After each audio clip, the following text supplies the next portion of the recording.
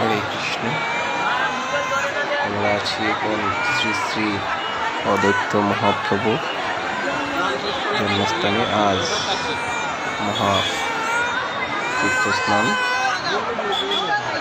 তীর্থস্নান জিয়ালদা এবং সঞ্জীবদাকে নিয়ে আসলাম তীর্থস্নানে। তো স্নান করে আমরা খাওয়া করতেছি। এখানে চিড়া, মুড়ি, উখড়া, গুড়, দই দিয়ে আমরা খাচ্ছি। অনেক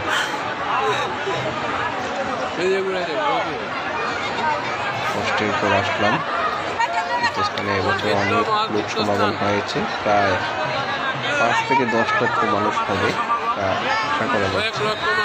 প্রচুর যানজট, অনেকটা কষ্ট হয়েছে গাড়ি নিয়ে আসতে। তো গাড়িটি উপরে রেখে আসলাম, এখানে জায়গাটা রেখে আসলাম। তো এখন খাওয়া দাওয়া শেষ করে যাবো অদ্বৈত মহাপ্রভুর বাড়িতে। ওনাকে দর্শন করে আবার চলে আসবো ইস্কন মন্দিরে। এখানে একটা ইস্কন মন্দির আছে বড়। তো এখানে স্নান চলছে, মাথায় স্নান করতেছি। চেষ্টা করছি আপনাদেরকে দেখানো, দেখতে থাকুন। সঙ্গে আছি আমি সজীব, জিএল দাস এবং সঞ্জীব দাস।